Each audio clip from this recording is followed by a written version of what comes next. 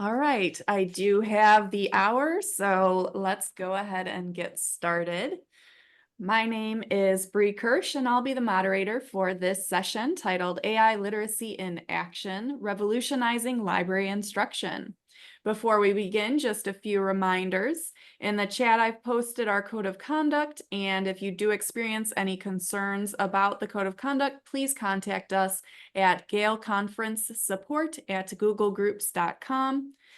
And for the Q&A that will be held at the end of the presentation, feel free to enter your questions in the chat, or if you want to use the Q&A feature within Zoom, it's a little easier to see the questions that come in there.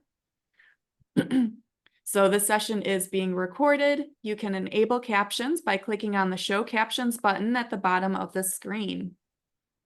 It is now my pleasure to introduce Melissa Del Castillo, the chair of the Artificial Intelligence in Reference and User Services Interest Group and the Virtual Learning and Outreach Librarian at Florida International University Libraries, and Christopher M. Jimenez, the Web Services Librarian at Florida International University Libraries. Please join me in welcoming Melissa Del Castillo and Christopher M. Jimenez. All right, thank you, Bree, for that wonderful introduction. We're so excited to bring this presentation to you, AI Literacy in Action, Revolutionizing Library Instruction and Information Literacy. Just to recap what we've learned already, I am joined by my wonderful colleague, Melissa Del Castillo, Melissa S. Del Castillo, the Virtual Learning and Outreach Librarian. I'm Chris, Web Services Librarian. We have a live poll, and we've been quite lively in the chat. I expect you to be lively in the poll as well. AI Literacy in Action. If you got your phone, go ahead and pull that up.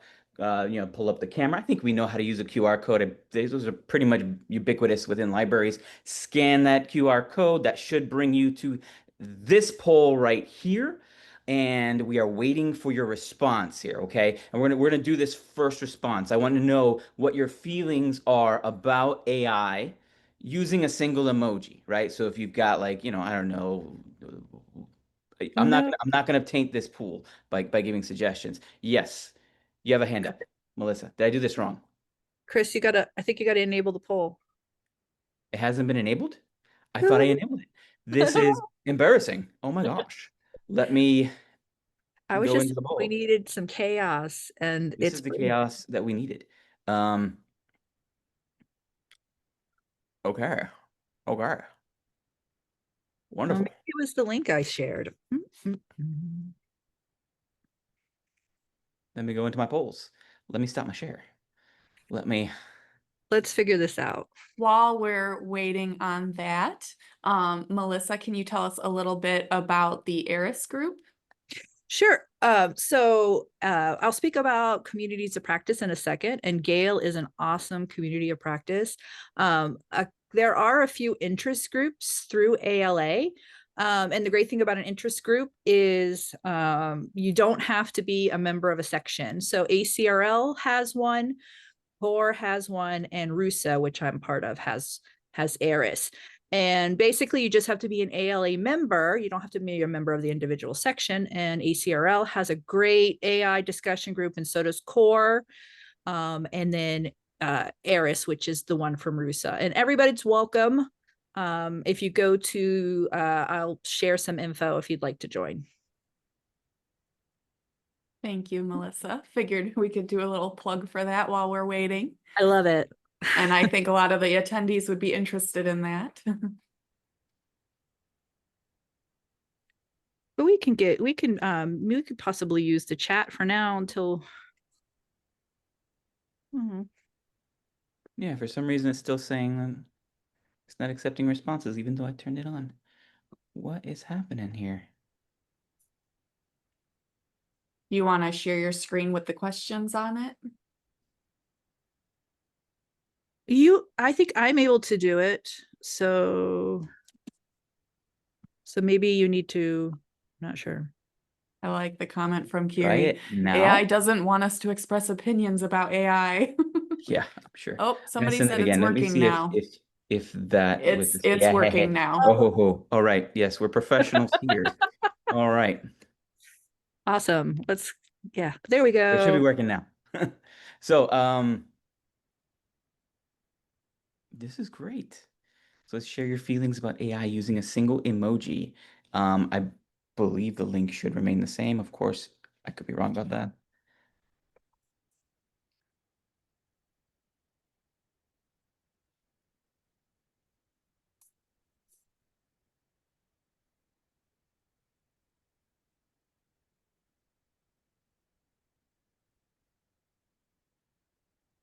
You know what? I'm gonna say that here we go. Here we go. They're starting to come in. That's So yeah, we've what got mind blown, a frozen face, a sad face, skeptical face. There we go. All right.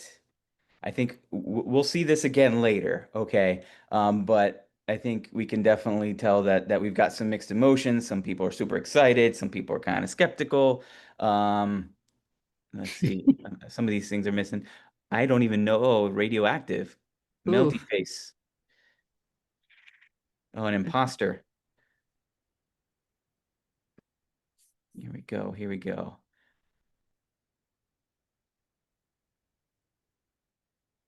All right, so we have a whole range of emotions, and you'll see that the poll is going to continue. We're gonna get into some other topics about AI and get your feedback and some of the things, and we're gonna just go over some of the things that we have learned. Um, so we'll be back to that. Don't worry. Now, just for some more context. We've got a few links here. These links are all in the handout that we have attached to the presentation, but we've got our mega guide, a link with a bunch of information, a guide, a framework for libraries, as well as tying in AI with the ACRL frameworks for instruction. And then, of course, a tools page that we use mostly for our workshops as we teach the how to use AI within the research process. But that's all in our handout here. Now, um, I have lost my sharing.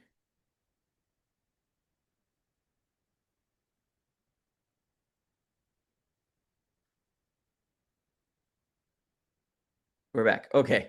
So, and here's our agenda, what we're going to cover today. So let's just dive right into AI literacy. Now, I'm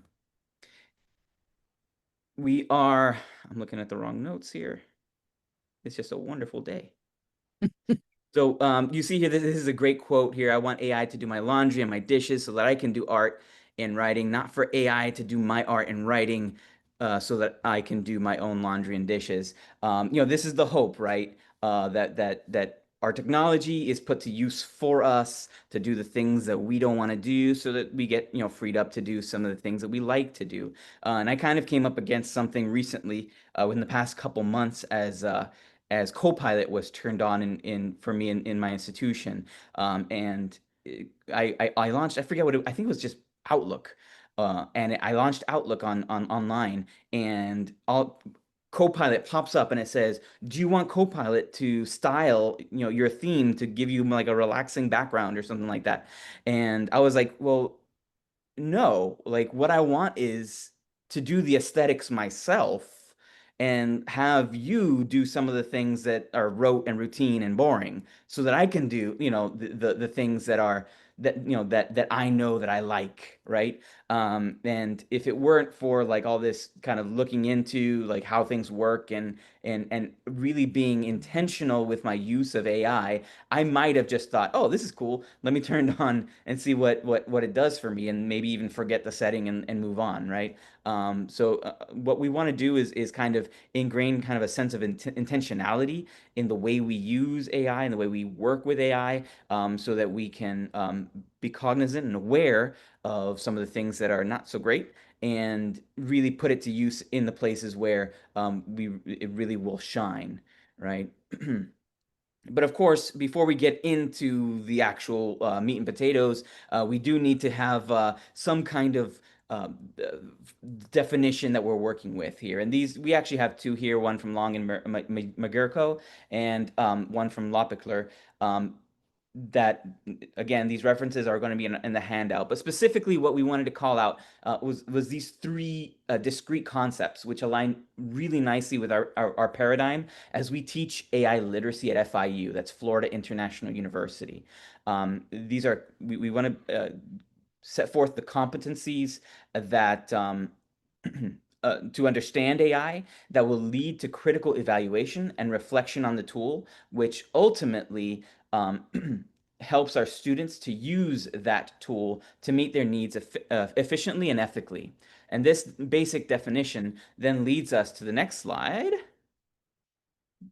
right, which visualizes how we bake the ACRL frameworks for information literacy into our instruction strategy, right? So we got this top layer here that presents the competencies as a set of tools that help our students understand how AI works.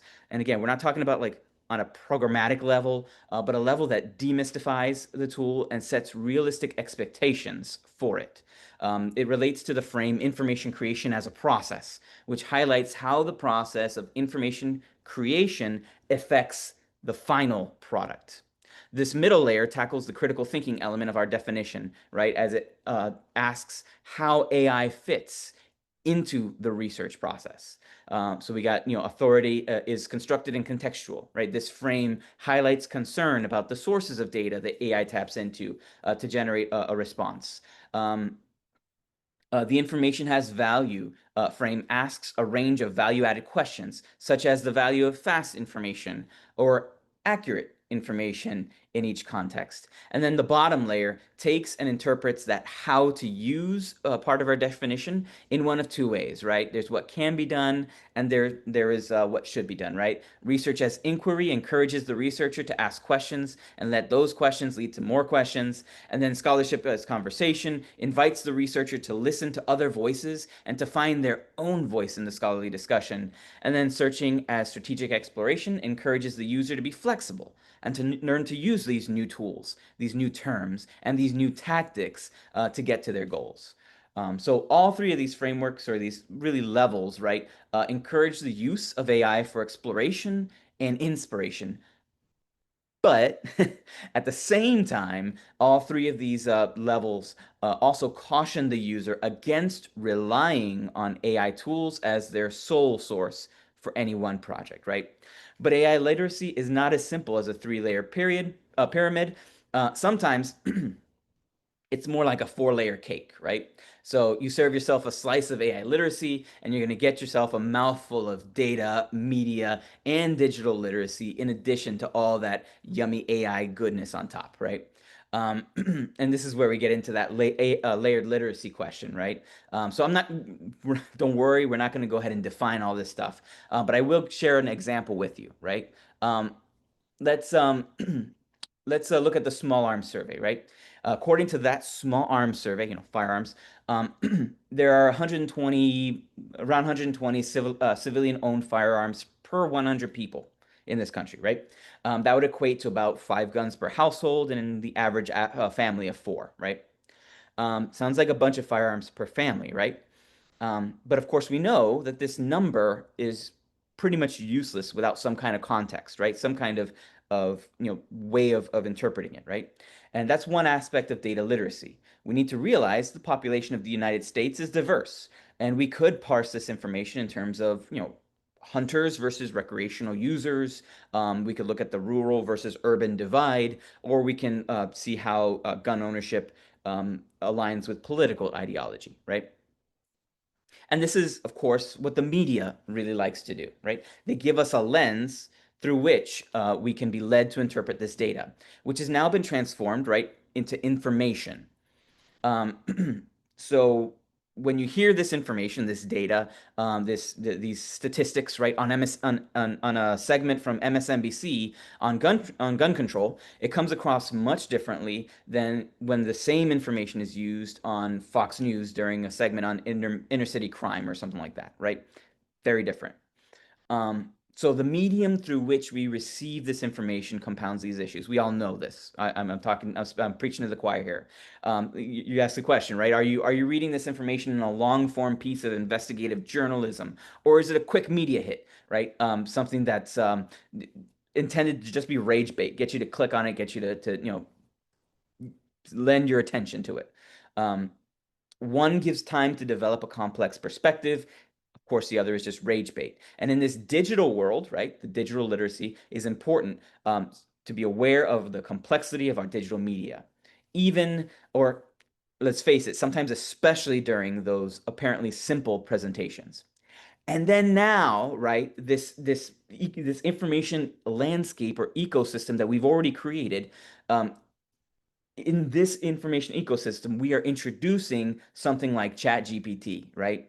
Which uses that algorithm to parse a large language model trained on the data, the media, and the digitized content that our society has already created and is used to ingesting, right? Now, I have no intention of fear-mongering anybody. I don't think Melissa is trying to scare anybody away either. But we already have our cake, right? And if we intend to eat it too, we should have an idea of what each layer is made from, right? Even when we don't consider ourselves master bakers. So here, after we lay down this foundation of and background, right, information, we're ready to teach AI literacy, okay? So this progressive skill set was developed after about a year and a half of kind of teaching this blind, like just jumping in and getting in with the tools and be what was that term, Melissa, that you used earlier? Authentic. We were being very authentic in our teaching. Vulnerable. Vulnerable. Yeah, we broke stuff and we messed up a whole lot. But we began thinking about teaching AI literacy following this sequence, right? This progressive skill set, as a demystified skill set, a demythologized skill set, a demonstrable skill set, and a democratized skill set. The idea being that we're talking about skill sets, so it's really tools that relate to practical abilities that can be learned, right, and then employed both in a student's scholarly journey while in college and in the workplace after they graduate, right? These skill sets help students maximize their collegiate experience and make them a more attractive candidate for employment. So, but within the context at the university, again, we're laser focused on these student outcomes and potential. So yeah, we are approaching AI literacy in this structured way using these skill sets so we can help our patrons not only understand AI, but leverage it to improve their quality of life. So diving right into it, we've got the demystified skill set.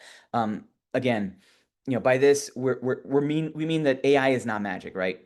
The words we type into ChatGPT are not incantations that conjure some kind of sorcery. There is a scientific model that explains what generative AI is doing, and that model can then be harnessed to achieve specific goals. So again, when you understand that generative AI and again, we're not getting into like the nuts and bolts of AI, but it's basically autocomplete on steroids. It's not thinking through problems, producing solutions on its own. It's excelling at generating a logical sequence of related words on a given topic. Very smart, very good, right? So you describe that topic just right, and boom, the algorithm takes care of the rest. When you demystify that AI workflow, you can help patrons grasp the basics without overwhelming them. So gaining even a rudimentary understanding of the process makes the technology feel less foreign and intimidating. Then pairing that foundational knowledge with concrete examples, something simple like setting reminders or managing health appointments, or even going into JSTOR and saying, okay, let's ask the AI assistant, to break down, what, Shakespeare is saying about, Othello or whatever. The technology begins to feel accessible.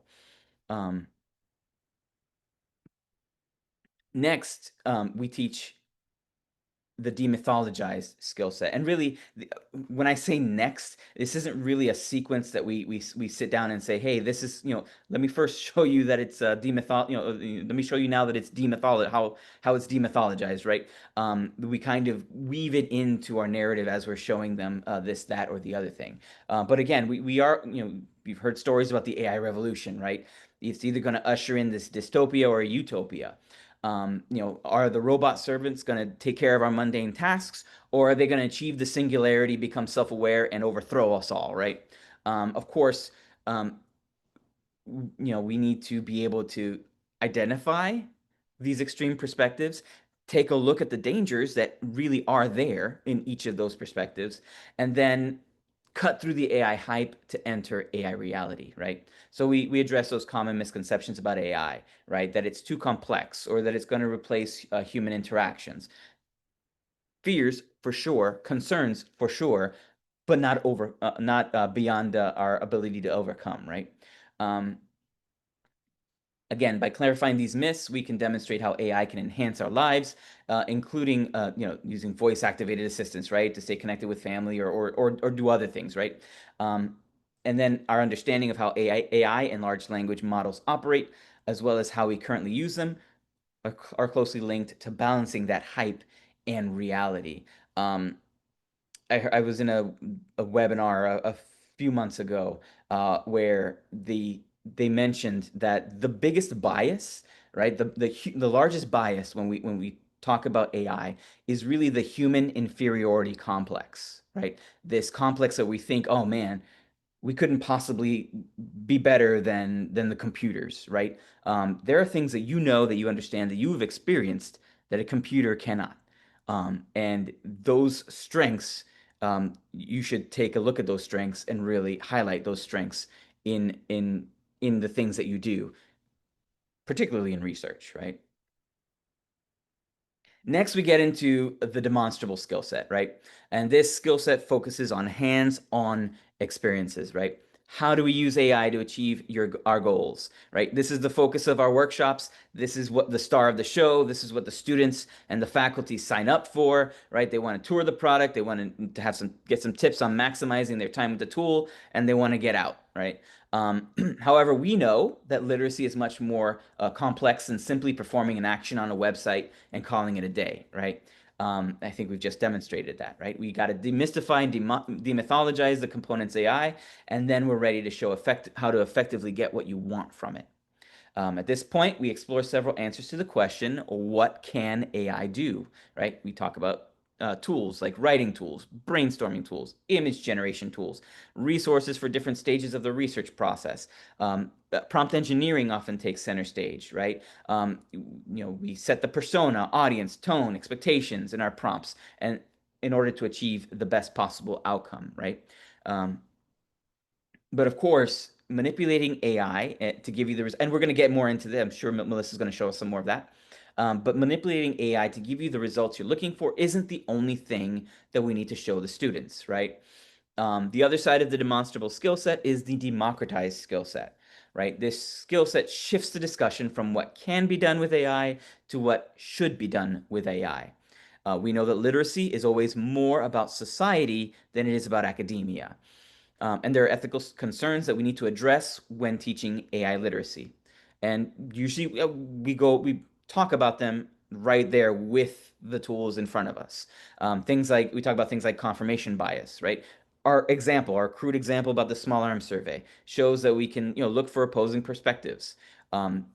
In any situation, right? We know in a classroom, we want to encourage viewpoint diversity, critical thinking, right? The questions we pose to AI can either be consciously biased or unconsciously biased. So think about what you're actually asking. Are you asking a leading question? So pausing to think about the difference between these two, things like the conscious or unconscious bias helps our students to recognize the perspectives that they are bringing into a situation. And remember, AI is programmed to sound like an expert on everything. So if you ask it a leading question, it's going to answer with a leading answer, right? We got sources and misinformation, right? We talk about grounded AI versus ungrounded AI and those links that are provided within their response. So the responsible researcher is going to double check the link source, make sure that ChatGPT is or Copilot or whatever program you're using is truly saying what the source is being purported to say. I've had plenty of experiences where AI was saying, it's this, and I click on the link and it says, no, it's actually the opposite, right? So make sure you check your sources. Sources and citation. We go into, a responsible student is going to give credit where credit is due. So how do you cite AI? Well, the style guides are starting to come out with different ways to give credit, or at least, at the very least, to put a disclaimer on the front, right? The AI, the actual terms escaping me now. Disclosure statement. Disclosure statement, not a disclaimer, disclosure. Almost there. How to compose one of those, and make sure, and why to use one of those, and put it up at the beginning of your paper, or in a certain section of your paper, depending on what kind of paper you're writing. We talk about business motivations, right? Privacy. How much of your information is given to those companies who take that information, then feed it back to the LLM to improve their product? And what are some of the steps we can take to protect ourselves from those egregious incursions on our rights to privacy?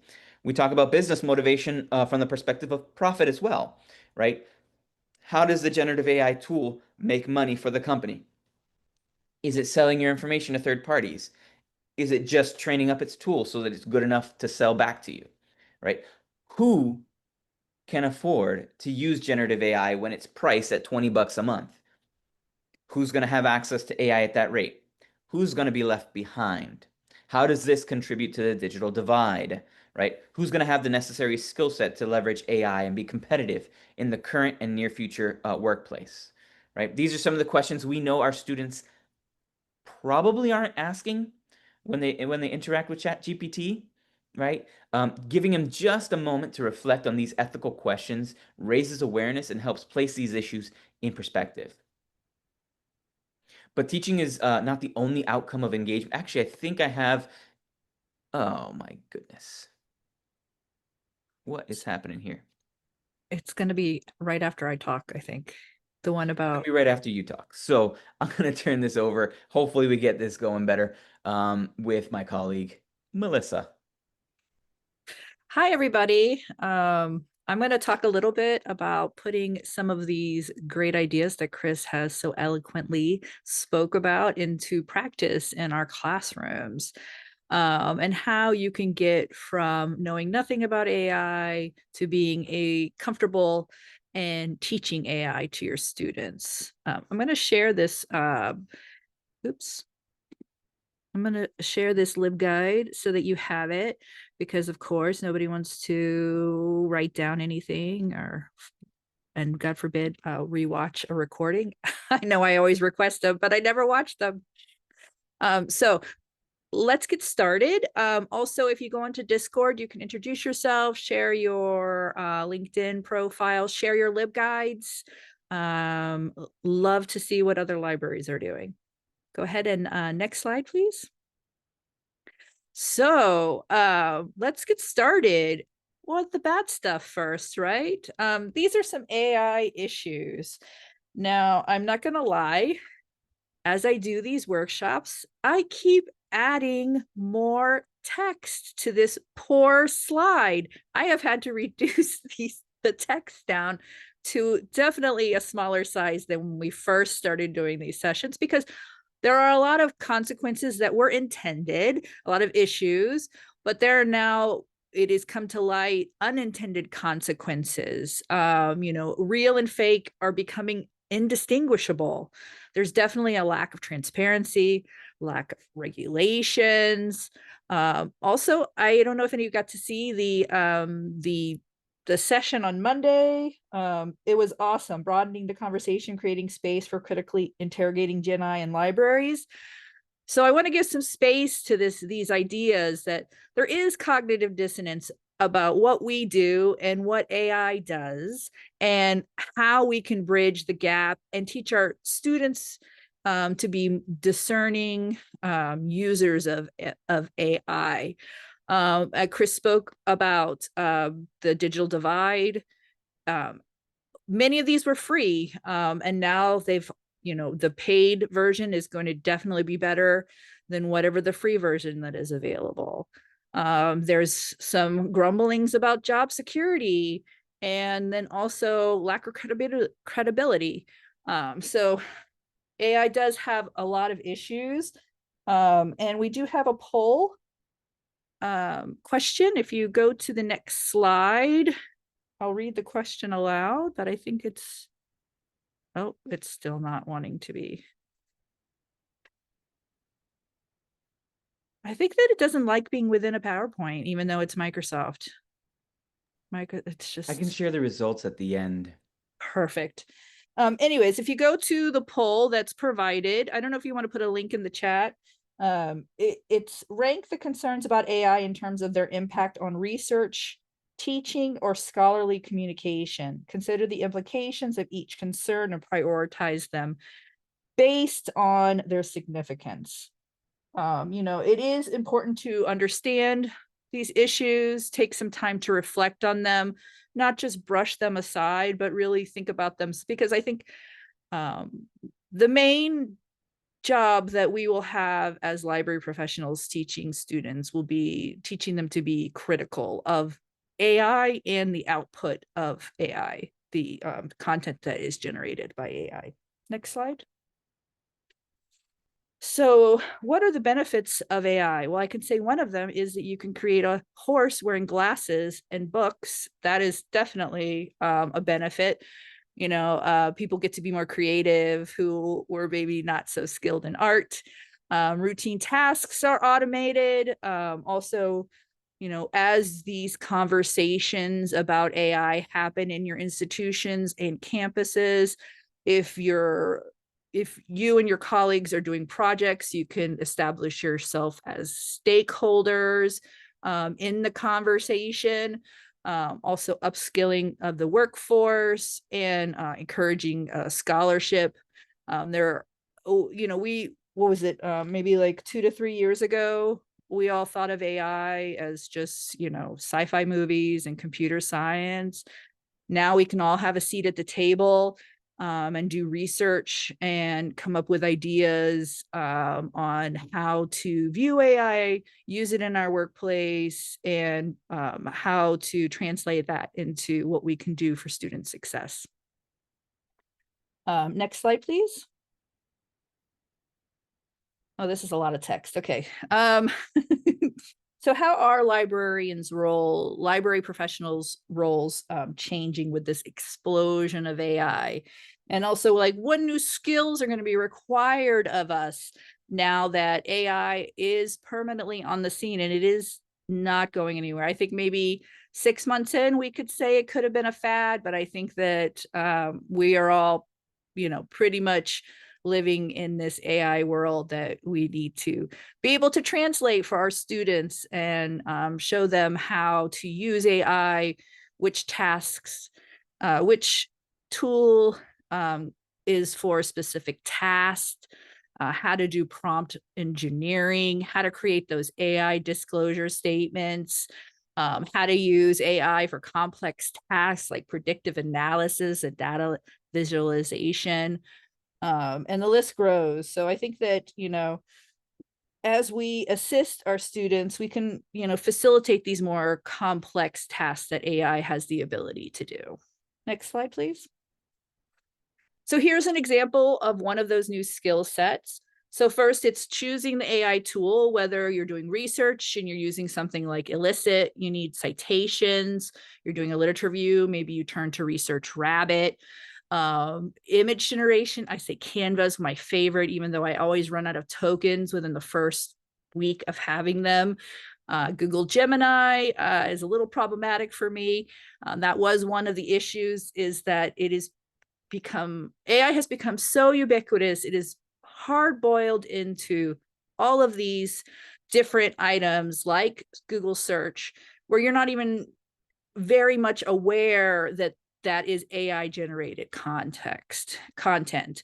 So, that proliferation in databases, I think this is going to make databases more expensive, unfortunately.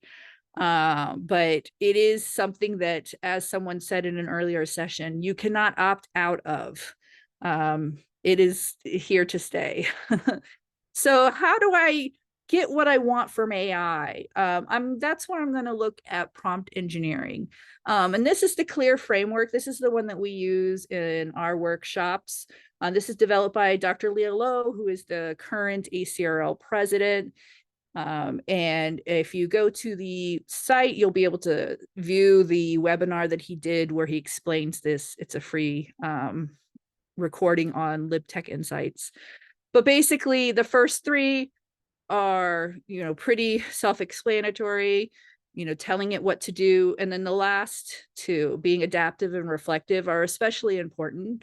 And I think as library professionals, when we are teaching search strategy, Boolean keywords, that we are very used to looking at our results and tweaking what we have put in as our initial search string. And this is what we can teach our students, is to be open and look at what results you're having. How do you change what it is that you're getting into something that you want?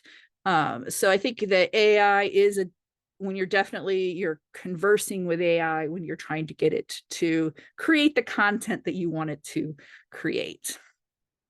Okay, next slide, please. So how do we cultivate those AI skills?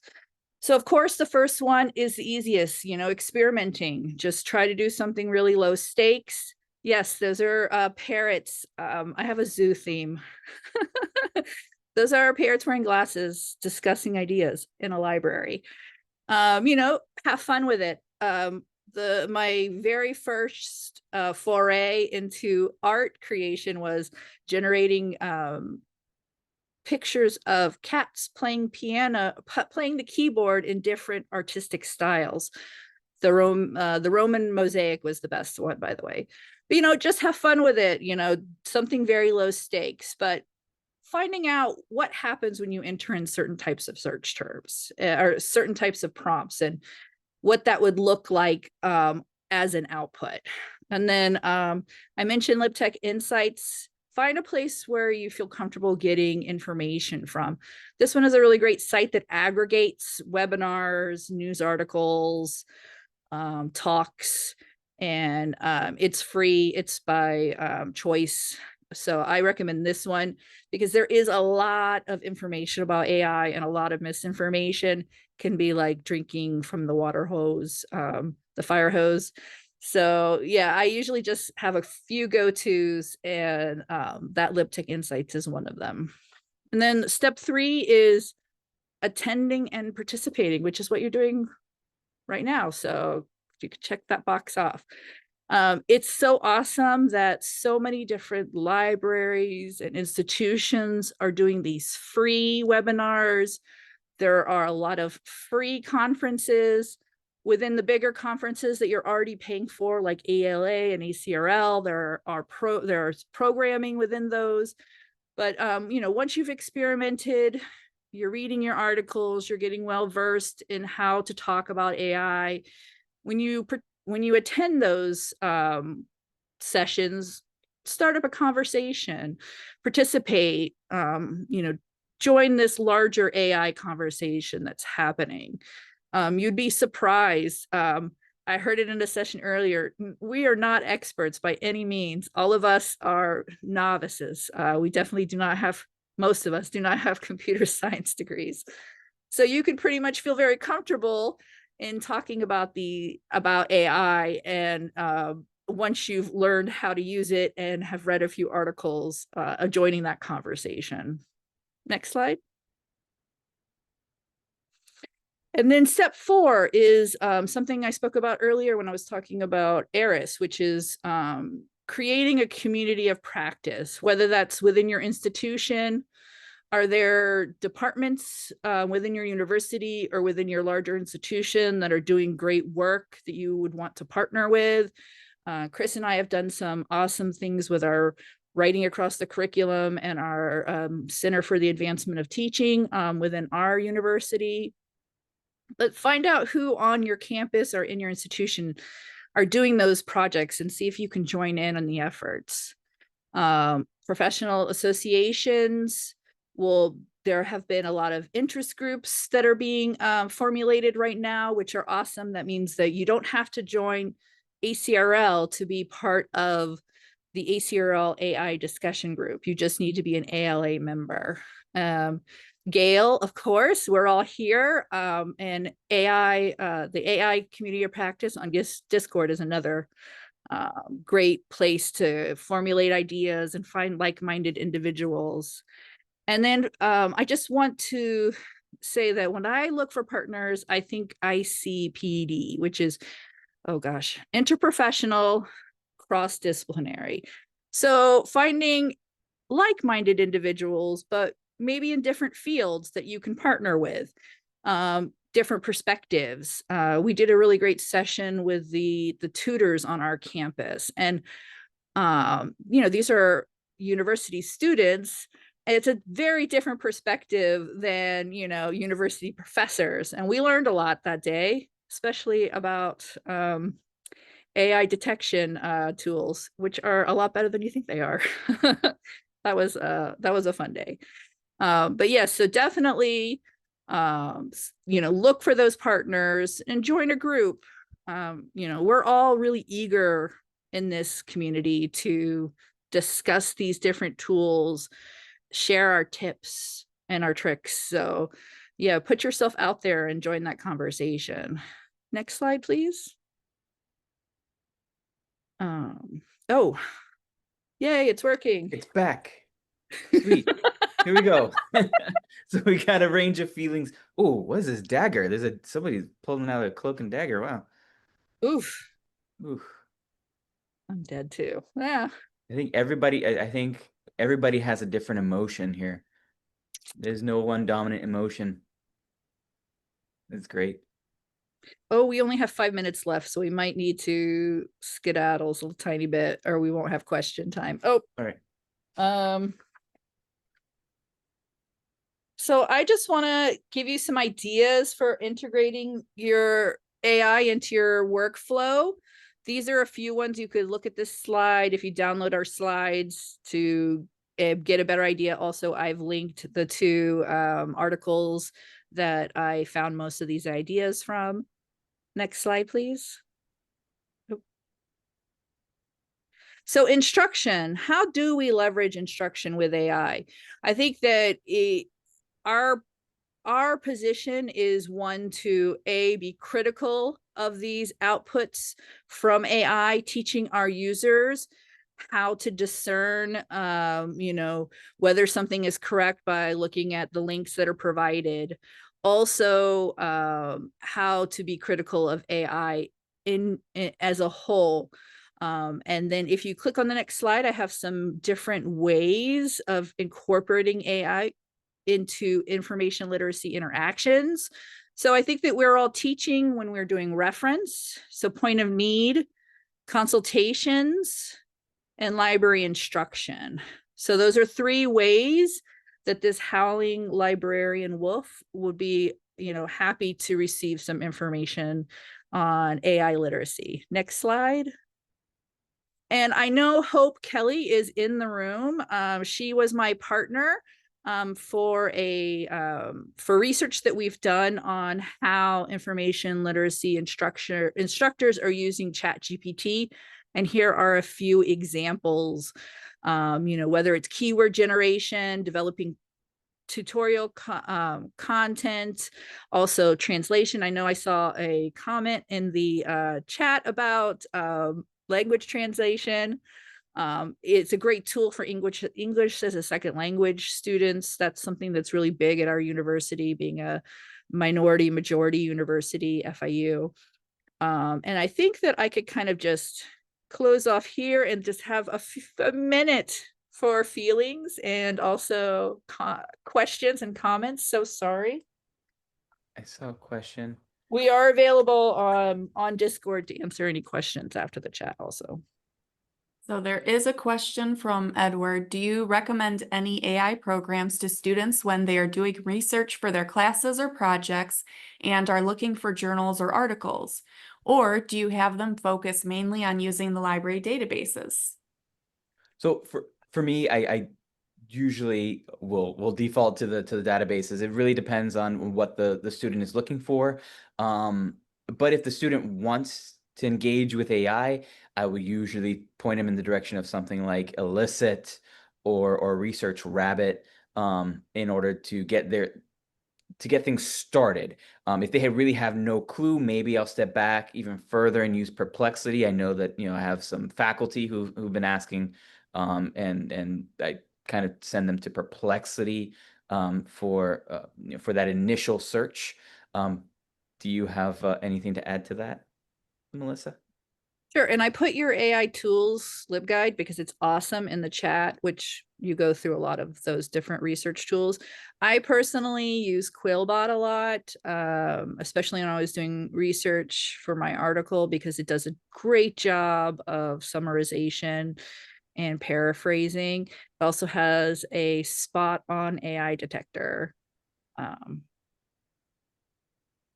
Okay, and unfortunately we are out of time now, but thank you so much for your presentation. I think everyone got a lot out of it and you shared a lot of great resources for everyone. So if anyone does have more questions, I'm sure Melissa and Christopher will be happy to answer them on the Discord chat. So feel free to chime in there if you'd like, but have a good rest of the conference, everyone, and thank you so much. All right, see ya.